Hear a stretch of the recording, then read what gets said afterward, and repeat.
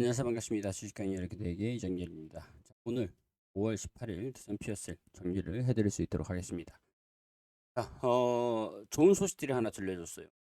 그러니까 좀 걱정을 했던 부분들인데, 그린 수소, 그레이 수소, 뭐 원전을 포함한 핑크 수소, 원전을 연계한 핑크 수소, 두산 피어셀의 수소법에서 청정 수소가 범위가 어디까지 포함이 되는 것이냐, 이런 부분에서 수소법이 통과가 됐음에도 이러한 뭐 우려감, 걱정, 그냥 수소법이 그냥 통과가 좀 된 건데 저는 그렇게 생각을 해요. 일단 1년 동안 계속 통과가 되지 못하고 있었던 수소법이 통과가 됐다라는 것들은 긍정적인 내용들이라고 봅니다. 큰 허들은 넘겼다.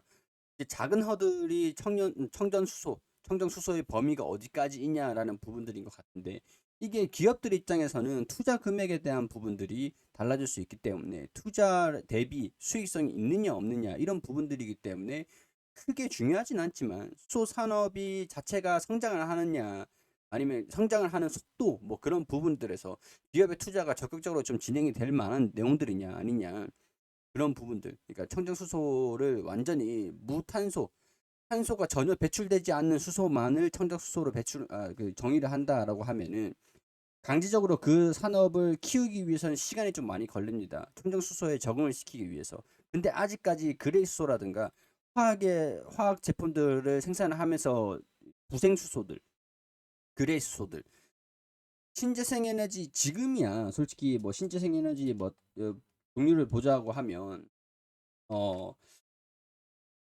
예전 같은 경우에서는 원유 가격들이 그렇게 비싸지 않았죠. 원유에서 화학 제품들을 뽑아내면서 수소들이 생산이 되는 것들, 뭐 이런 것들이 있어요. 수소를 생산하는데 그렇게 어렵진 않습니다. 굉장히 좀 흔한 뭐 물질이라고 할 수가 있을 것 같아요. 수소가. 자, 근데 이전 이 가격적인 부분들이 낮았어요. 수소가. 근데 신재생 에너지, 뭐 태양광, 풍력, 그리고 뭐 등등등 이런 쪽에서 생산을 하는 이 전기 단가 자체가 높잖아요. 이거를 가지고 수소를 생산하는데 전기를 사용을 한다라고 하면은 수소 가격이 낮기 때문에 효율성적인 측면들, 가격적인 경쟁력 이런 부분들이 좀 낮았거든요. 그렇기 때문에 수소 단가 자체가 높아졌어요. 단가 자체가. 원유에 근데 지금은 이제 원유 가격들이 너무 강세를 좀 보여주고 있다 보니까 이거랑 가격적인 차이가 크게 없다라고 볼 수 있는 상황들인데 그거는 지금이고 나중에 되면 원유 가격이 시장에 안정화가 될 수밖에 없습니다. 시장이 갈수록 이제 원유에 대해서 이제 글로벌적으로 수요 공급 이런 것들이 좀 안정이 된다라고 하면은 원유 가격도 떨어질 수밖에 없어요. 지금 가격을 유지를 하기에는 좀 어렵습니다. 원유를 생산하는 거에 다른 국가들에서 이제 제재를 또 풀고 뭐 그런 얘기들이 또 있었죠. 그것 때문에 유가가 또 하락을 했다라는 얘기들이 좀 있었는데 러시아 원유를 대체하기 위해서 베네수엘라의 제재를 완화를 한다. 뭐 이런 얘기들이 좀 있었기 때문에 원유 가격들은 추후에 시장이 지나면 지날수록 안정화가 될 거예요. 그렇게 되면은 지금은 원유 가격들이 너무 올라가가지고 신재생에너지하고 이 부생수소라든가 탄소가 배출이 되는 거죠. 탄소 배출이 되고 탄소 배출이 안 되는 거죠. 그러니까 이 가격들이 차이가 없지만 나중에 가면 원유 가격들이 하락을 하면서 이게 이게 더 메리트가 있는 상황들이 된다. 시장을 키우기 위해서 싼 수소를 먼저 적응을 좀 시켜야 될까? 아니면 조금 비싸더라도 이런 쪽으로 투자를 좀 하면서 시장을 좀 끌어올리는 마진 남는 것, 흑자가 나는 것들은 나중을 생각을 해야 될까? 기업들 입장에서 고민을 좀 하긴 하겠죠. 그러니까 이게 단기적인 요인들일 뿐이지, 단기적인 요인들이지. 뭐 그리고 이제 가스 가격도 천연가스 가격도 계속 강세 흐름들을 보여주고 있잖아요. 그렇기 때문에 지금이야 강세 흐름들을 보여주고 있지만 가스 가격도 나중에 안정화될 가능성들이 상당히 높아요. 안정화될 수밖에 없다고 봅니다. 그러니까 지금이야 이렇지만 기업들 입장에서는 이런 것들을 염두를 해둘 수밖에 없는 상황들인 것들이다. 그러니까 뭐 이거는 단기적인 요인들이니까 수소법이 통과가 됐다라고 해도 이런 부분들 때문에 좀 반영이 좀 미미하다라고 볼 수 있는 상황들인데 일단 큰 허들이 있고 작은 허들이 있어요. 이거는 시간이 이 수소법이라는 것들은 계속 계류가 되고 있었고 통과가 되지 않고 있었던 상황들이 이거 이제 통과가 된 거고 물가가 올라가고 가스가 올라가고 막 이런 것들 뭐 청정수소의 범위 이거는 작은 허들이라는 거예요. 작은 허들. 일반적으로 시간이 지나면 작은 허들은 넘어가게 되어 있습니다.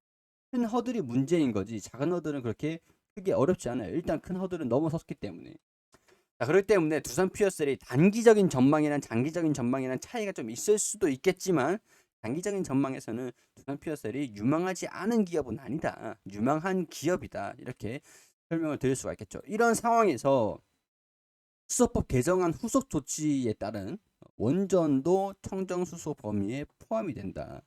내년 수소 발전 제도에 도입을 하는데 인증제를 2024년도까지 마련을 하고 암모니아하고 혼소 발전도 염두를 하고 있다. 자, 이렇게 되면은 연료전지를 포함한 암모니아 수소 혼소 발전을 고려해서 청정수소 범위에 원자력 발전에 생산된 수소도 포함시킬 전망이다. 이게 굉장히 두산 피어셀 입장에서는 좋은 소식입니다. 연료전지를 포함해서 이 가스 발전할 수 있는 연료전지를 포함해서 암모니아 수소 혼소 발전, 그러면 두산 에너빌리티가 천연가스 혼소 발전이죠. 수소 가스 혼소 터빈이죠. 혼소 터빈 이런 것들도 고려하고 있고 청정 수소 범위에 원자력 발전에 생산된 수소도 포함될 전망이다. 자, 그러면 두산 피어셀을 밀어주는 얘기밖에 안 돼요. 이거는 두산 피어셀을 그냥 밀어주는 얘기입니다. 자, 두산 뭐 정확하게 따지면 두산은 밀어주는 거겠지만은 두산 중공업이었죠. 두산 에너빌리티. 자, 얘네들이 가스 혼소 이게 수소 터빈으로 전환을 하려고 하는 그런 터빈 초기 모델이에요. 초기 모델. 이걸 이제 수소 터빈을 완전 수소로 가동하는 터빈을 개발을 하고 있는 초기 모델인데 가스하고 수소랑 가스랑 혼소 터빈을 지금 개발을 하고 있고 가스 터빈 같은 경우는 개발이 완료가 된 상황이죠. 그러니까 혼소 터빈 이런 것들도 있고 자, 여기서 나오면 이 혼소 터빈 같은 경우에는 여기 암모니아 수소 혼소 발전에 포함이 되겠죠. 자, 그리고 연료전지에 대한 부분들은 두산 피어셀이 SOFC, 뭐 PAMFC, 뭐 PMFC, FC 이렇게 있는데 여기서 뭐 연료전지 또 다 연료전지이긴 한데 이건 이제 SOFC 트라이젠이라 해가지고 가스하고 물만 있으면은 여기 수소, 전기를 생산한다. 수소를 생산한다. 전기차 충전소 같은 경우에서는 전기를 더 많이 생산하고 이 조절을 할 수가 있죠. 수소 생산이랑 전기 생산이랑 낮추고 높이고 이 비율을 조절을 할 수가 있어요. 근데 가스를 사용하다 보니까 탄소 배출이 되는데 이런 부분에서 좀 염두가 됐던 게 걱정이 됐던 게 여기서 연료전지를 포함한 여기서 뭐 그 연료전지를 포함한 암모니아 수소 혼소 발전을 고려하고 있기 때문에 원자력 수소 범위에도 청정 수소 범위에도 원자력 발전을 생산한 수소도 포함될 전망이다라고 하니까 원자력을 활용을 한다. 그럼 이제 두산 에너빌리티가 원전하고 SMR 소형 원전을 해가지고 이걸 통한 수소 생산 연계 이런 부분에서 시너지가 날 수 있어요. 그러면은 SMR은 두산 에너빌리티가 하겠지만은 수소 연계를 되는 것들은 두산 피어셀이랑 두산의 기술이 들어가겠죠. 그러면은 직접적으로 두산 피어셀, 두산을 수혜를 받아라. 정부에서 밀어주겠다라고 얘기를 하는 것밖에 되지 않습니다. 그렇기 때문에 장기적인 부분들도 시간적인 문제일 뿐이지 수소법이 국회에 통과되면 올해 안에 시행령을 개정할 것이다. 내년 상반기에 도입을 하고 수소 발전 제도를 내년 상반기에 도입하고 청정수소 인증 제도는 세계적인 동향을 고려해 2024년도까지 계속 도입을 할 예정이다.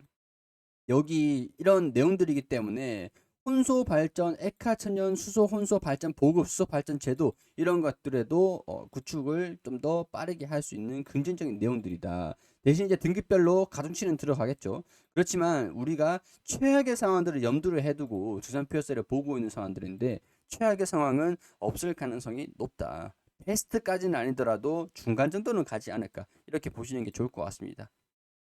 두산 피어셀 오늘 좀 긍정적인 내용들을 좀 들려주면서 외국인들도 매수하는 모습들 좀 보여주긴 했는데 후에도 이런 좀 긍정적인 내용들이 좀 더 나와서 두산 피어셀이 좀 부각받는 모습들 보였으면 좋겠다라고 정리를 하면서 개인적인 생각들 말씀을 드리면서 마무리할 수 있도록 하겠습니다.